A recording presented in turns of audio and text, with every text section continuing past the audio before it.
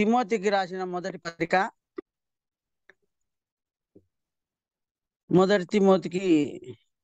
తిమోతికి రాసిన మొదటి పత్రిక 4వ అధ్యాయము 11వ వచనము. తిమోతికి రాసిన మొదటి పత్రిక 4వ అధ్యాయము 11వ వచనం మనము 11వ వచనం మనం చూసుకుందాం. అందరూ గ్రంథం తెరిచి మరి చూడండి, వినండి. చదువు. నీ యవ్వనమును బట్టి ఎవడునూ నిన్ను తునీకరింపనీయకుము, కానీ మాటలోను, ప్రవచనములోను, ప్రేమలోను, విశ్వాసములోను, పవిత్రతలోను, విశ్వాసమునకు మాదిరిగా ఉండుము. అపోస్తలుడైన పౌలు తిమోతికి ఈ పత్రిక రాస్తూ తిమోతిని ఆత్మీయంగా ఎలాగ బలపరచాలో, ఆయనకు ఎలాగా మరి ఉపదేశించాలో, ఈ ఉపదేశ ప్రకారము నీవు ప్రభువుకు మరి విశ్వాసులకును మరి సమాజానికి మరి ఉండవలసినటువంటి నియమాలు, క్రమాలు, పద్ధతులు ఉండమని చెప్తున్నాడు. ఏమంటున్నాడంటే, నీ యవ్వనను బట్టి ఎవరిని తునీకరింపక మాటలోను జాగ్రత్తగా ఉండట. దేనిలో ఉండాలంట? మాటలోను జాగ్రత్తగా ఉండాలంట. కనుక ప్రియులారా, మరి మాటలోను అనగా మాటలు అంటే 2వ దినవృత్తాంతంలో 18:12 చూద్దాం. 2వ దినవృత్తాంతంలో 18:12 చదవండి. 2వ దినవృత్తాంతంలో 18:12 మాటలు ఎలాగుండాలో మరి ఇక్కడ మనకు చూపిస్తుంది. 2వ దినవృత్తాంతంలో 18:12 వచనం. 18:12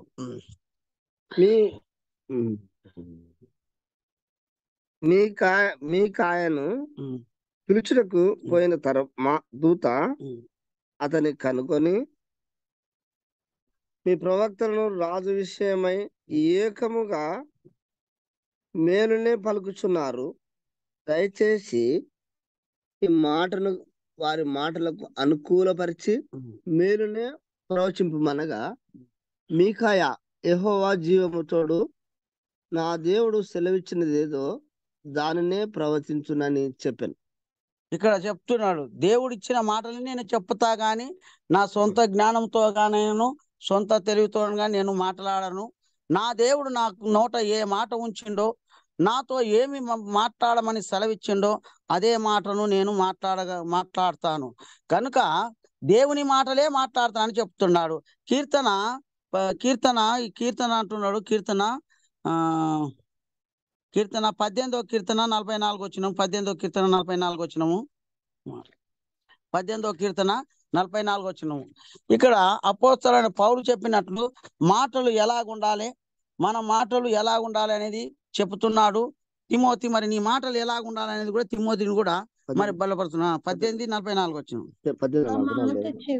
19:44 చెవిని పడగానే వారు నాకు విధేయులగుదురు, అన్యులు నాకు నా మాట చెవిని పడగానే వారు నాకు విధేయులగుదురు. నిజంగా ప్రియులారా, ఇక్కడ అంటున్నాడు, దేవుని మాట నోట ఉంచినప్పుడు, ఆ మాటలు మనం మాట్లాడినప్పుడు వాళ్ళ చెవిన ఎప్పుడైతే పడతావో ఆ మాటలు చెవుల పడ్డ ప్రతి ఒక్కరు, ఆ మాటలు విన్న ప్రతి ఒక్కరు దేవునికి విధేయులవుతారని మనం చూస్తున్నాం.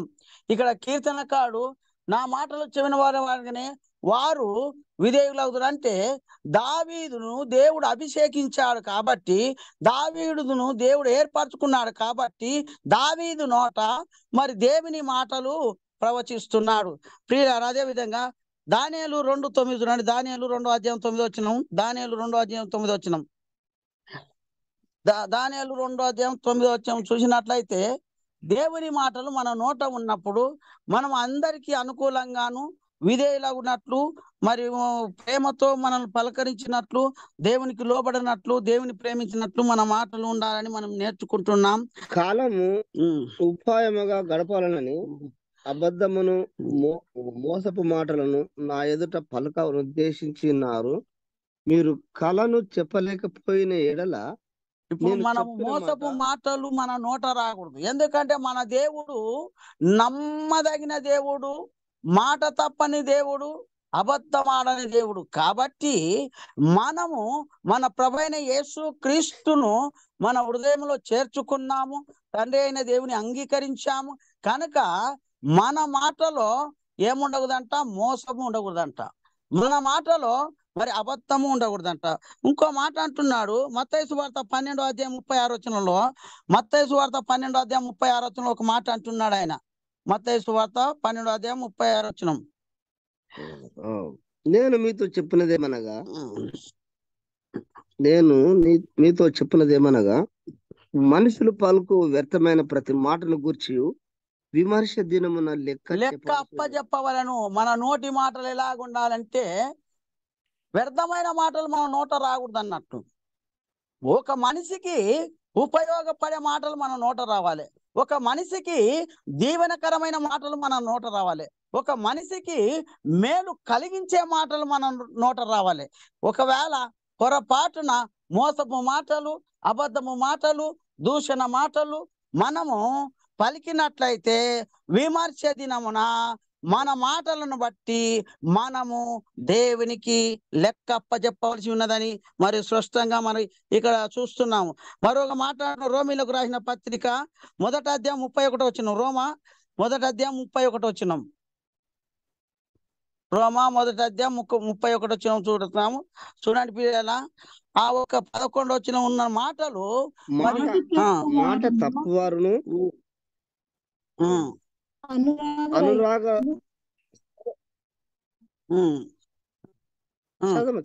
చదవండి. మాట తప్పు వారును అనురాగ రహితులను నిర్దయులు నైరి. మాట తప్పు వారు అనురాగ రైతులు ఎలాగుంటారంటే అవిధేయులు అవుతారు, దేవునికి దూరం అయిపోతారు. దేవునికి దూరం అయిపోతారు, నరకానికి దగ్గరైతారు, పాతాళానికి మరి దగ్గర అవుతారు. గనుక ప్రియులారా, మన మాటలు ఎలాగుండాలనో మరి తిమోతిని ఆ రోజుల్లో అపోస్తలుడు ఆత్మచేత నింపబడి బలపరిచినట్లు ఈ రోజులో ఈ ఉదయకాలాన పెందలగానే పరిశుద్ధాత్ముడు మనలను బలపరుస్తున్నాడు. ఈ గ్రంథము చూస్తున్న మనల్ని, వినుచున్న మనల్ని, మాట్లాడుతున్న నన్ను, వినుచున్న మిమ్ములను బలపరుస్తున్నాడు. మన మాటలు ఎలాగా ఉండాలని కూడా బలపరుస్తున్నాడు. ప్రియులారా, మరి ఇంకోటి ఏం చెప్పించునంటే ప్రవర్తనలోను, మొట్టమొదటిగా మాటలోను మనం చదువుకున్న వచ్చిన భాగములో 4:11 5 భాగాలు ఉన్నాయి. ఆడ 5 భాగాలు: మాటలోను, ప్రవర్తనలోను, ప్రేమలోను, విశ్వాసములోను, పవిత్రతలోను, విశ్వాసులకు మాదిరిగానే మాటలు 5 చదువుకున్నాము. ఆ 5లో ఇప్పుడు మనము మాటను గురించి విన్నాము. ఇప్పుడు చూడండి ప్రేమ మరి ప్రవర్తనను గురించి విన్నాము. మొదటి సమయాలు 8:3 చదవండి. మొదటి సమయాలు 8:3. వీరు బెయేర్షెబాలో న్యాయాధిపతులుగా ఉండి ఉన్నాను. అతని కుమారులు అతని ప్రవర్తనను అనుసరింపక ధనాపేక్షకులై లంచములు పుచ్చుకొని అంతే పిల్లారా. మాట ప్రవర్తనలు మాటలోనే నేర్చుకున్నాము. ఇప్పుడు ప్రవర్తన. ప్రసంగి భక్తుడు 5:1 ఏమంటున్నట్టే, నీవు మందిరముకు వెళ్ళినప్పుడు నీ ప్రవర్తన జాగ్రత్తగా అంటున్నాడు. అయితే ఇక్కడ ఇజ్రాయేల్ ప్రజలు సమూయేలుతో వచ్చి మొరపెట్టుకుంటున్నారు, నీ ప్రవర్తన లాంటి ప్రవర్తన నీ కుమారులు అనుసరిస్తలేరు, వారు లంచగొంట్లయ్యారు, మరి మోసపుచ్చుతున్నారు అని సమూయేలు దగ్గర వచ్చి వినవించుతున్నారు. సమూయేలు కుమారులు, సమూయేలు ప్రవక్తనే, సమూయేలు భక్తిగా జీవించుండు, కానీ కుమారులు జీవించలేకపోయారు. ప్రియులారా, ఈ రోజుల్లో మరి క్రైస్తవులైన వారు తండ్రులు భక్తులే గాని పిల్లలు చెడిపోతున్నారు, పిల్లలు భక్తులే గాని తల్లిదండ్రులు చెడిపోతున్నారు. ఎందుకంటే దేవునికి అవిధేయులైతున్నారు, దేవునికి విధేయులవుట లేదు. కాబట్టి దేవునికి అవిధేయులు. అదే సమయంలో మొదటి సమయంలో 18:30 18:30 మొదటి సమయంలో 18:30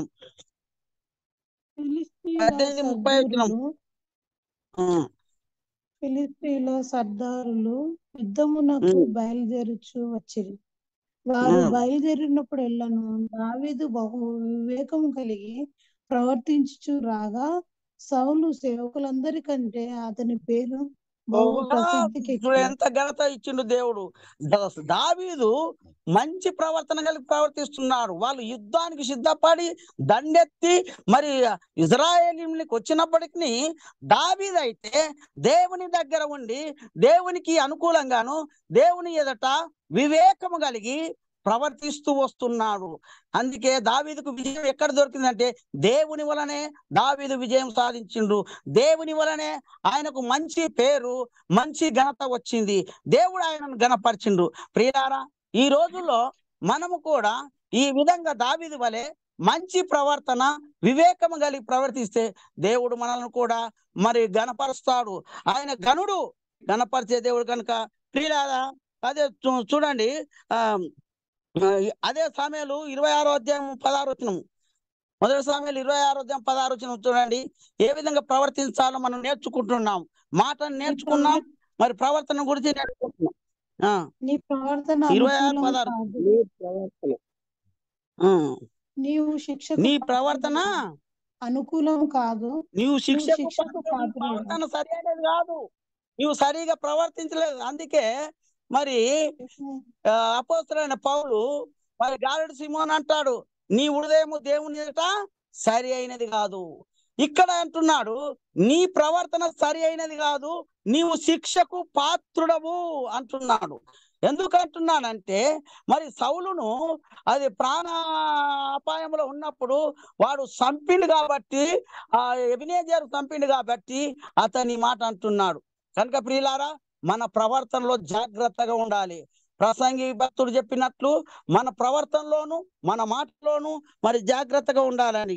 ప్రియులారా, మరి మూడోదిగా చూద్దాం, ప్రేమలో చూద్దాం. మూడోగా మాటగా ప్రేమలో చూద్దాం. చూడండి, ఆది కాండము 43:30 అధ్యాయం. ఆది కాండము 43:30 అధ్యాయం. ఆది కాండము 43:30 అధ్యాయం. మాటలో నేర్చుకున్నాం, ప్రవర్తనలో నేర్చుకుందాం. ఇప్పుడు ప్రేమలో చూస్తాం. అప్పుడు తన తమ్ముని మీద యోసేపునకు ప్రేమ పొర్లుకొని వచ్చెను గనుక అతడు త్వరపడి ఏడ్చుటకు చోటు వెదకి లోపలి గదిలోనికి వెళ్ళి అక్కడ ఏడ్చెను. ప్రియులారా, ఈ ప్రేమ దైవికమైన ప్రేమ. ఈ రోజుల్లో తమ్ముడిని అన్న ప్రేమిస్తలేడు, అన్నను తమ్ముని ప్రేమిస్తలేడు. తండ్రిని కొడుకు ప్రేమిస్తలేడు, కొడుకును తండ్రి ప్రేమిస్తలేడు. ఇది దైవ చిత్తానుసారమైన ప్రేమ కాదు. ఇక్కడ యోసేపులో ఉన్న ప్రేమ ఎలాంటిదంటే దైవానుసారమైన ప్రేమ, దైవ చిత్తానుసారమైన ప్రేమ. ఇది దేవుని ప్రేమ.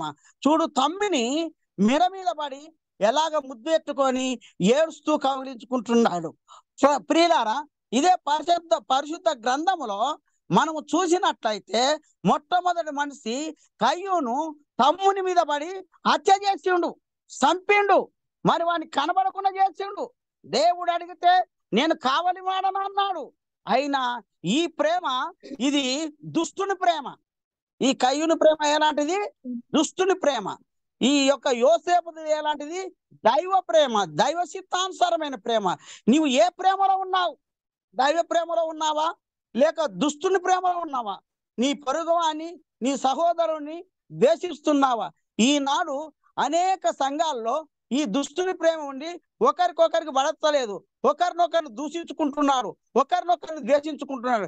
కానీ దైవ చిత్తానుసారమైన ప్రేమ మనకు కావాలి. ఇప్పుడు ప్రభు రాకడ సమీపంలో ఉన్నది కనుక దైవ చిత్తానుసారమైన ప్రేమ కావాలని మరి ఈ వాక్యం ద్వారా మనం నేర్చుకుంటున్నాం. ప్రియులారా, మరొక మాట చూడండి, యోహాను 5:42 వచ్చును. యోహాను 5:42 వచ్చును. యోహాను 5:42 వచనంలో మరి ఇక్కడ చూస్తున్నాం ప్రేమ గురించి. నేను మిమ్మును ఎరుగుదును, దేవుని ప్రేమ మీలో లేదు. దేవుని ప్రేమ మీలో లేదు. దేవుని ప్రేమ మీలో ఉంటే ఐక్యతతో ఉంటారు.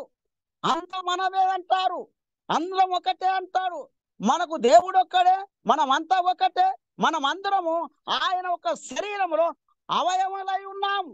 దేశం ఏదన్నా కావచ్చు, భాష ఏదన్నా కావచ్చు, రాష్ట్రం ఏదన్నా కావచ్చు, ఊరు ఏదన్నా కావచ్చు, కుటుంబం ఏదన్నా కావచ్చు, క్రీస్తులో రక్షణ పొందిన ప్రతి ఒక్కరు, క్రీస్తు రక్తంతో కడగబడిన ప్రతి ఒక్కరు ఒక్క కుటుంబంగా ఉండాలి. ఏక ప్రేమగా ఉండాలి, ఏకీభవించాలి. దేశాలు, అసూయాలు, మత్సరము, వ్యసనము ఉంచుకుంటే దేవుని రాజ్యములో మనము ఉండము, దేవుడు మన ప్రేమ మనలో లేదు అని మనం స్పష్టంగా చెప్తున్నాము. అందుకే ఇక చూడండి, రూతు 2:13 ఒక మాట అంటారు. రూతు 2:13 అక్కడ అంటున్నాడు. ఆ ప్రేమ చూడండి ఎలా పొలుకొస్తుందో. ప్రేమ చూద్దాం. రూతు 2:13 రూతు గ్రంథం 2:13 అందుకు ఆమె నా ఏలినవాడా, ఆమె నేను నీ పనికత్తెలలో ఒక దానను కాకపోయినను నువ్వు నన్ను ఆదరించి నీ దాసురాలి నాకు నాయందు ప్రేమ కలిగి మాట్లాడితివి గనుక చూడండి, ఈ నా ప్రేమ ఎడల నీకు దేవుని ప్రేమ. కటాక్షం కలుగు. ఈ ప్రేమ ఏ ప్రేమ? యేసుక్రీస్తు ప్రేమ. ఇతరులో యేసుక్రీస్తు ప్రేమ ఉంది, యేసుక్రీస్తులో జీవిస్తున్నాడు. కాబట్టి నేను మరి పనికత్తిలో ఒకదాని అయినప్పటికీ నీవు నన్ను ఎంతగానో ప్రేమించను. నీవు పనివాడు ఒక పని మనిషినిగా ఉన్నప్పటికీ, మరి నన్ను ఎప్పుడు నీవు ఎరగనప్పటికీ, నువ్వు ఎప్పుడు ఎరగనప్పటికీ, నేను మరి కంటబడినప్పుడు నువ్వు నన్ను ఎంతగానో ప్రేమించావు.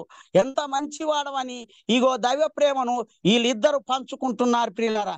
ఈలాగా దేవుని ప్రేమలో ఒకరినొకరు ప్రేమించుకోవాలి, ఒకరినొకరిని బలపరుచుకోవాలి, ఒకరినొకరిని ఆదరించుకోవాలి. ఇది దైవ చిత్తానుసారమైన ప్రేమ ప్రియులారా. మరొక మాట చూసుకుందాం. చూడండి, రోమా 5:5, రోమీలకు రాసిన పత్రిక 5:5, రోమీలకు రాసిన పత్రిక 5:5.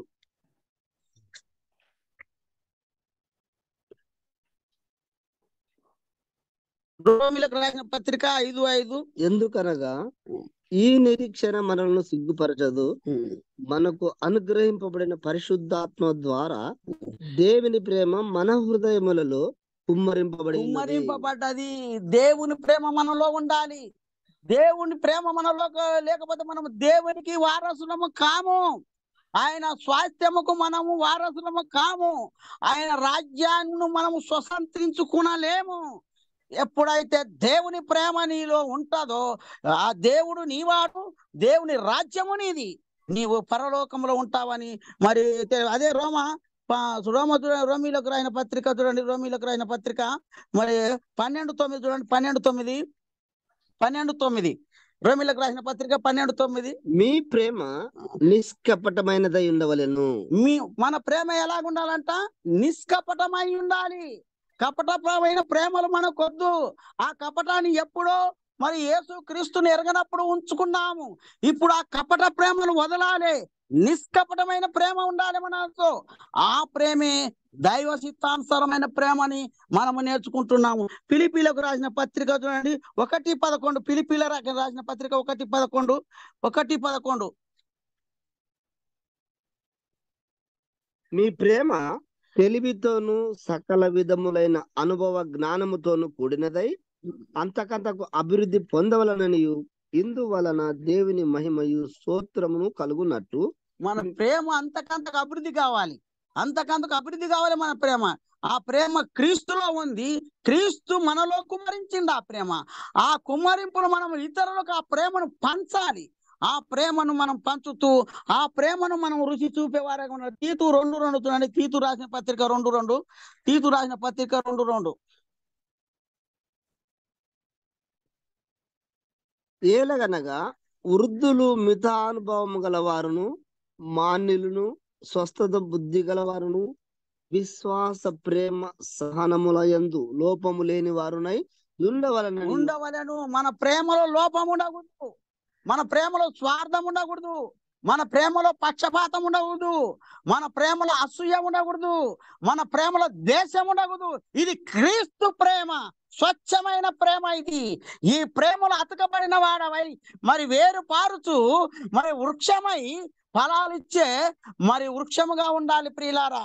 అందుకే ఇప్పుడు 3 అంశాలు నేర్చుకున్నాం. మాటలో నేర్చుకున్నాం, ప్రవర్తనలో నేర్చుకున్నాం, ప్రేమలో నేర్చుకున్నాము. మరి నాలుగోదిగా చూద్దాము. ద్వితీయోపదేశకాండము 1:33 అధ్యాయము 33 వచనము. ద్వితీయోపదేశకాండము 1:33 వచనం. ప్రీతి 1:33 వచనం. అయితే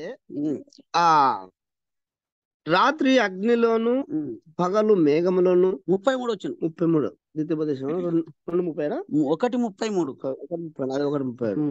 రాత్రి అగ్నిలోను పగలు మేఘములోను నీకు ముందర నడిచిన మీ దేవుడైన యెహోవా యందు మీరు విశ్వాసముంచలేదు కాగా యెహోవా మీరు చెప్పిన మాటలు విని బహుగా కోపపడి నేను విశ్వాసం ఉంచలేదంటున్నారు పిల్లల.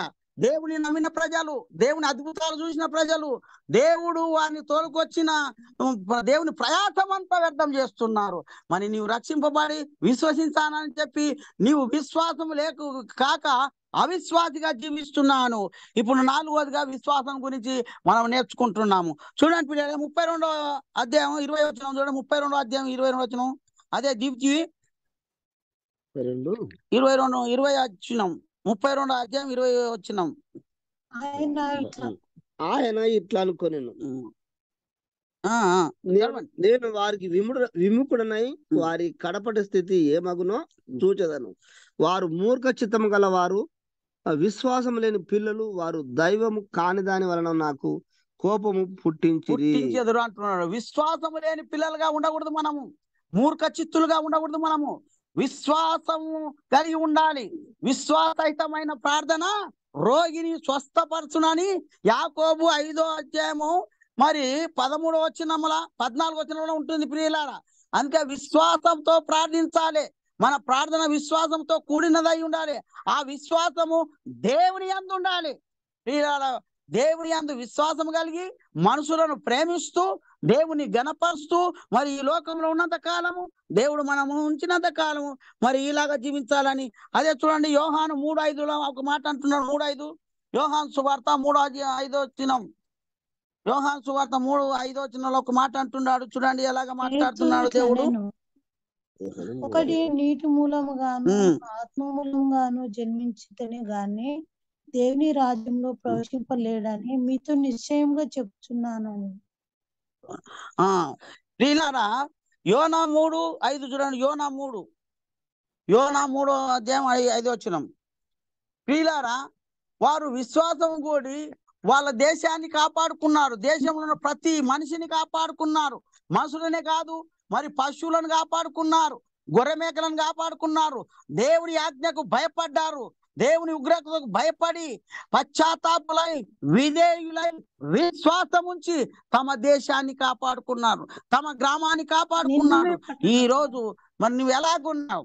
నిన్నవే పట్టణపు వారు దేవుని 3:5 విశ్వాసం ఉంచి ఉపవాస దినము చాటించి గనులేమి అల్పులేమి అందరూ గోనె పట్ట కట్టుకొనేరి. చూడు పిల్లల, విశ్వాసంతో కూడిన వారమై ఉండాలి మనము, అవిశ్వాసులుగా ఉండొద్దు.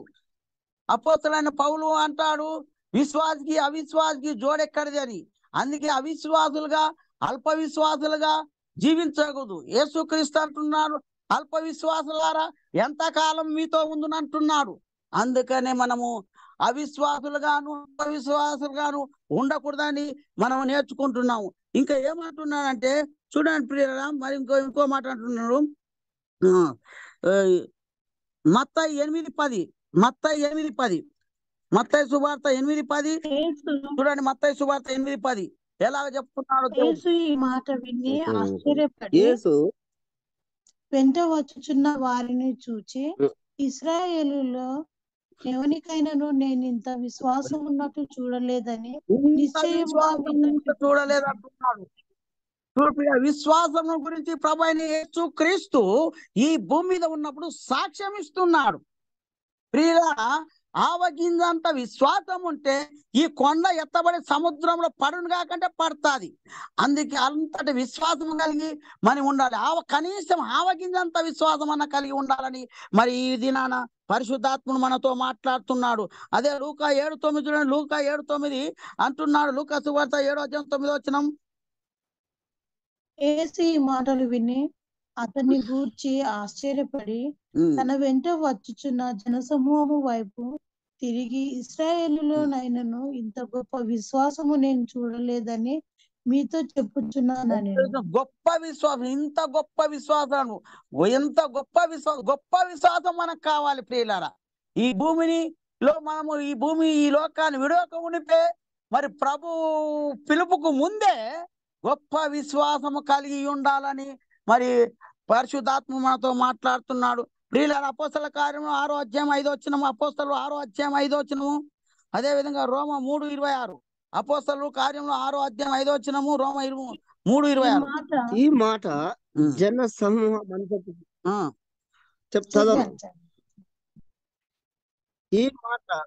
ఈ మాట జన సమూహం అంతటికి ఇష్టమైనందున వారు విశ్వాసముతోను పరిశుద్ధాత్మతోను నిండుకొనిన వాడైన స్టెఫెను, ఫిలిప్పు, ప్రోకొరు, నికానోరు, తిమోను, ఫర్మేనాస్, యూదుల మత ప్రవిష్టుడును అంతియోకయుడును అగు నికోలాము అని వారిని ఏర్పరచుకొని వారిని అపోస్తలుల ఎదుట విశ్వాసం ఉండాలి. ఎప్పుడైతే విశ్వాసం ఉంటుందో పరిశుద్ధాత్ముడు నీలో కార్యం ఆరంభిస్తాడు. నీలో విశ్వాసం లేకుంటే పరిశుద్ధాత్ముడు నీలో కార్యం ఆరంభించాడు. ఎప్పుడైతే నీవు క్రీస్తునందు విశ్వాసం ఉంచి, తండ్రి అయిన దేవుని యందు విశ్వాసం ఉంచి నీవు ఈ లోకంలో ఉన్నంత కాలము ఆయన రాకడ కొరకు కనిపెట్టుకొని జీవిస్తావో పరిశుద్ధాత్ముడు నీలో కార్యాన్ని ఆరంభిస్తాడు. ప్రియులరా, అందుకే రోమ 3:26 క్రీస్తు యేసు రక్తం నందలి విశ్వాసము ద్వారా ఆయనను కరుణాధారముగా బయలుపరిచెను. క్రీస్తు యేసు రక్తము ద్వారా మనము కడగబడి పవిత్రంగాను పరిశుద్ధంగాను జీవించిన జీవితాన్ని బట్టి దేవుడు మనకు బయలుపడతాడు. ప్రియులారా, పరిశుద్ధత లేకుండా దేవుణ్ణి చూడలేడని పరిశుద్ధ గ్రంథంలో ఉంది.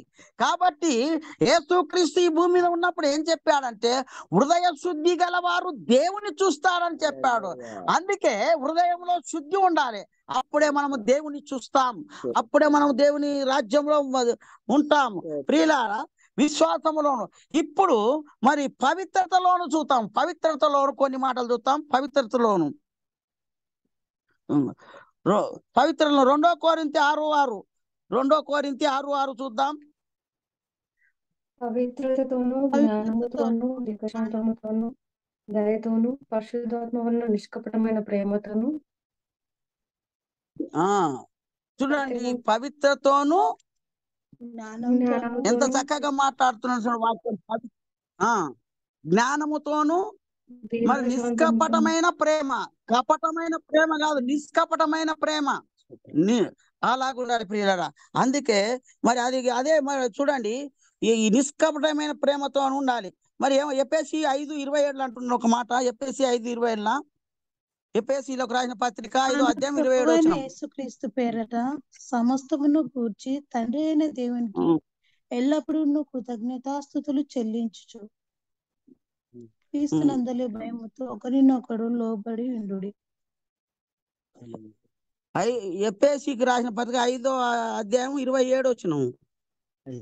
నిర్దోషమైనది గాను మహిమగల సంఘము గాను ఆయన తన ఎదుట దానిని నిలవబెట్టుకొనవలెనని వాక్యముతో ఉదక స్నానము చేత దానిని పవిత్రపరిచి పరిశుద్ధపరచుటకై దేవుడు తన యొక్క నిలబెట్టుకోవడానికి ఈ వాక్యం మనకి ఇచ్చాడు.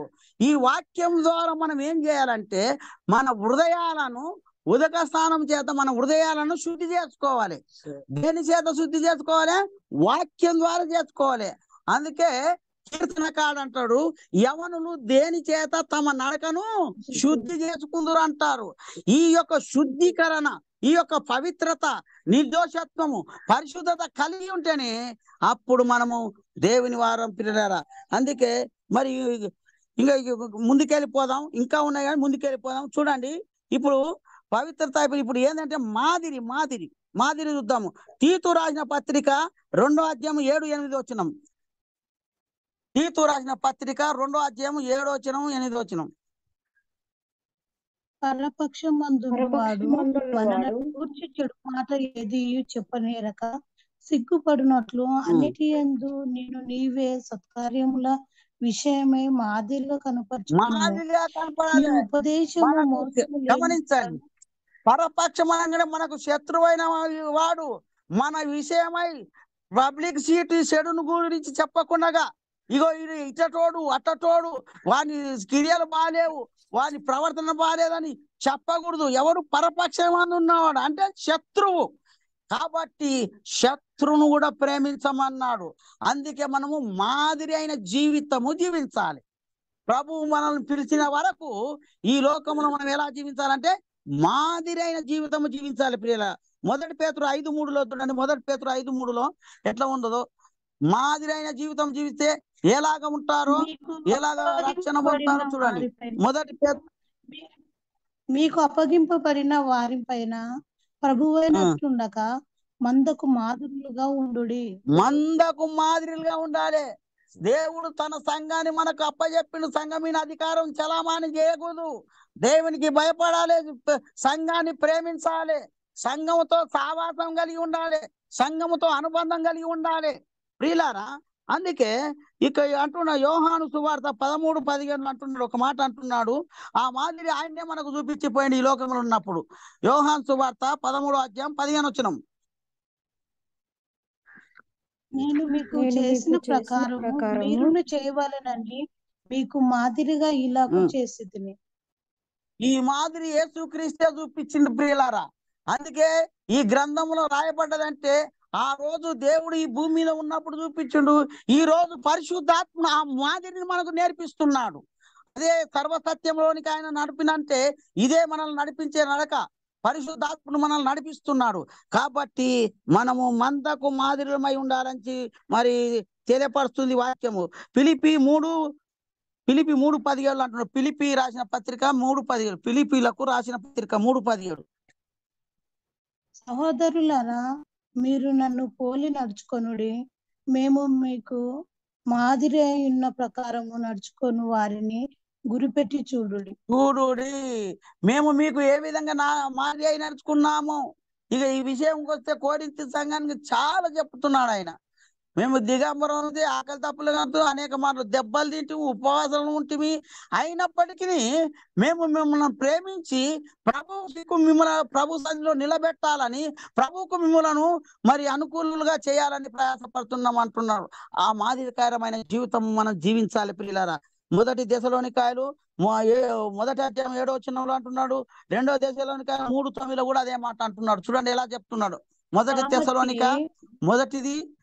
కాబట్టి మాసిదోనియాలోను అకాయిలోను విశ్వాసులందరికీ మాదిరి అయితే, ఎందుకనగా మీ యొద్ద నుండి ప్రభువు వాక్యము మాసిదోనియాలోను అకాయిలోను మ్రోగెను. మాసిదోనియా వారికి మాదిరిగా ఉన్నారు, అకాయ వారికి మాదిరి ఉన్నారు. వీరి యొద్ద నుండి వాక్యము మాసిదోనియా అకాయలో మ్రోగుతుంది ప్రియులారా. ఈ రోజు మనలు కూడా దేవుడు అలాగా పెట్టాడు తన పరిచర్యలో. మనం వాక్యము మ్రోగుతుండాలి ప్రియులారా. పల్లెల్లోను, పట్టణాల్లోను, గ్రామాల్లోను, వీధుల్లోను మ్రోగుతుండాలని పరిశుద్ధాత్ముడు మన చూడండి. మరి అదే 2వ దశలోనికాయలు కూడా చూడండి 3:9. మీరు మమ్మను పోలి నడుచుకొనవలెనని మమ్మను మేము మాదిరిగా కనపరుచుకున్నటకే ఇలాగూ చేసితిమి గాని మాకు అధికారం లేదని చేయలేదు. వాళ్ళకు దేవుడు సర్వము ఈ భూమి మీద సర్వ హక్కు ఇచ్చాడు, భూదిగంతంలో హక్కునిచ్చాడు. కానీ అధికారము కలిగి కూడా అధికారము లేని వారి వలె విశ్వాసులకు ఒక మాదిరిగా ఉంటున్నారు. ప్రభువులైనట్లు ఉండక, ఒక అధికారం చలమాని చేయక, దేవునికి మహిమకరంగాను విశ్వాసులకు మాదిరికరంగాను మరి అపోస్తలులు ఉన్నట్లు మనము ఈ దినాన పరిశుద్ధాత్మను మనతో మాట్లాడుతున్నాడు.